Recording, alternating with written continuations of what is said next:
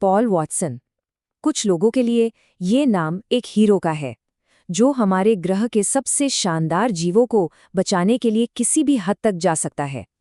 वहीं दूसरों के लिए ये नाम एक समुद्री डाकू, यहाँ तक कि एक इको टेररिस्ट का है। तो सच क्या है? चलिए इस दिलचस्प कहानी की गहराइयों में उतरते हैं। तारीख थी 16 जुलाई 1979। जगह थी अटलांटिक महासागर, पुर्तगाल के तट से करीब 200 मील दूर। समंदर की लहरों के बीच एक खूनी खेल चल रहा था।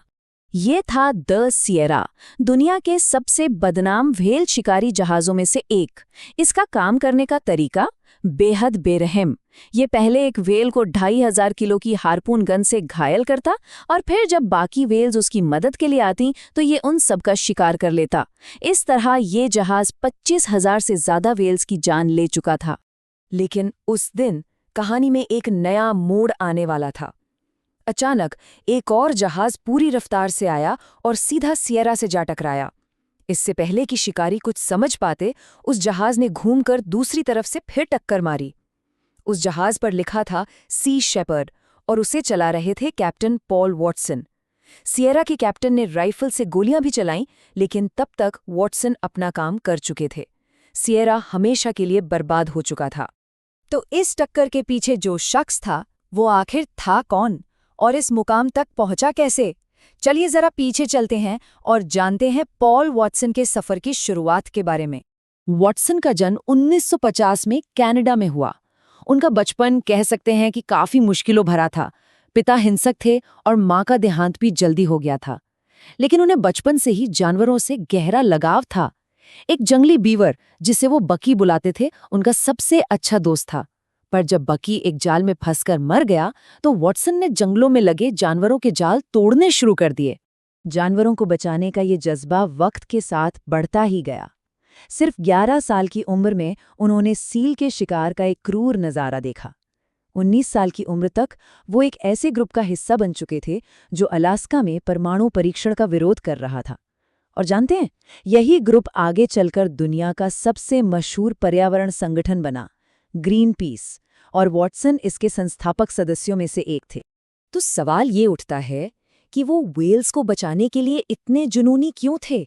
क्योंकि सच तो ये है कि व्हेल्स अविश्वसनीय रूप से बुद्धिमान जीव होती हैं। स्पर्म व्हेल का दिमाग इंसानों से 5 गुना बड़ा होता है। इतना ही नहीं, उनके दिमाग में एक एक्स्ट्रा लोब भी होता है जो भावनाओं को प्रोसेस करता है। इसी वजह से कुछ वैज्ञानिकों का मानना है कि उनमें इंसानों से भी ज्यादा इमोशनल इंटेलिजेंस होती है। वो औजारों का इस्तेमाल करती हैं, जटिल समाज में रहती हैं और अपनी संस्कृति जैसे कि गाने को एक पीढ़ी से दूसरी पीढ़ी तक पहुंचाती हैं। लेकिन उनकी बुद्धिमत्ता तो कहानी का सिर्फ एक हिस्सा है। उनका होना ही हमारे ग्रह की सेहत तय करता है। व्हेल्स का मल फाइटोप्लैंक्टन को पोषण देता है और ये छोटे छोटे जीव ही दुनिया के वायुमंडल से 40% कार्बन सोखते हैं। जरा सोचिए, तो मतलब सीधा सा है, ज्यादा व्हेल्स मतलब ज्यादा फाइटोप्लैंक्टन और एक स्वस्थ ग्रह। और इसी जुनून ने वॉटसन को एक ऐसे रास्ते पर ला खड़ा किया जो उनके अपने ही संगठन से अलग था। ये एक ऐसा निर्णायक पल था जिसने उनकी सोच को हमेशा के लिए बदल दिया।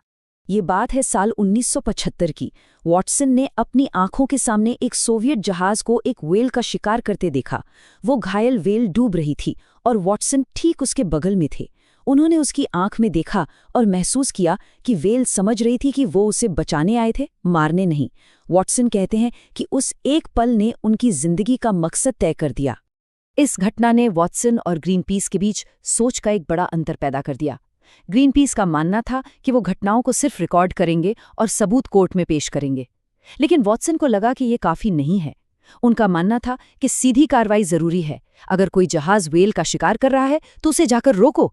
और जब वॉटसन ने एक सील शिकारी का हथियार छीनकर पानी में फेंक दिया तो 1977 में ग्रीनपीस ने उन्हें बोट से निकाल दिया। ग्रीनपीस छोड़ने के बाद वॉटसन ने सी शेपर्ड की स्थापना की और इस लड़ाई को सीधे दुश्मन के दरवाजे तक ले गए, यानी दक्षिणी महासागर में जापान के व्हेल शिकारी बेड़े तक, जो अपने शिकार को वैज्ञानिक अनुसंधान का झूठा नाम देता था। उनकी रणनीति काफी आक्रामक थी।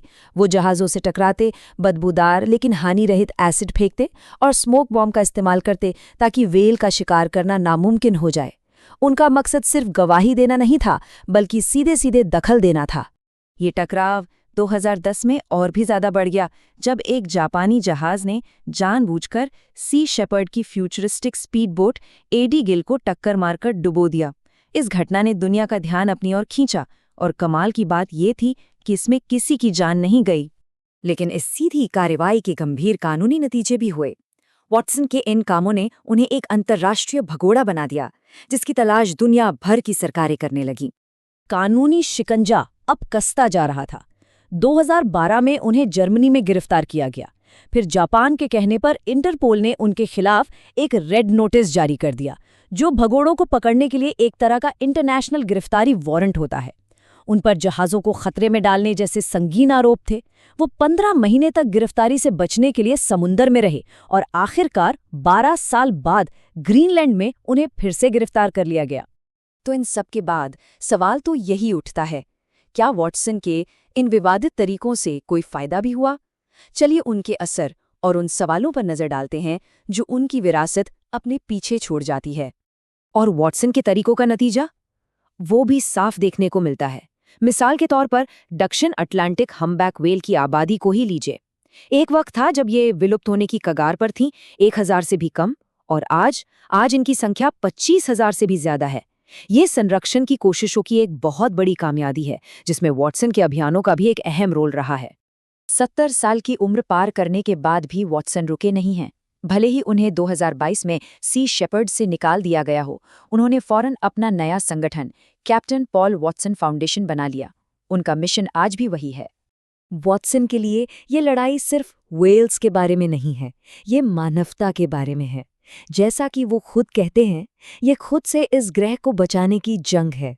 ये एक बहुत ही गहरी सोच है जो उनके दशकों लंबे अभियान के पीछे की असली प्रेरणा को दिखाती है। और यही बात हमें पॉल वॉटसन की कहानी के सबसे बड़े नैतिक सवाल पर वापस ले आती है। जब दांव पर इतना कुछ लगा हो, तो सही और गलत के बीच की लकीर आखिर कहाँ खींची जानी चाहिए? ये एक ऐसा सवाल है जिसका जवाब हम सभी को मिलकर सोचना होगा।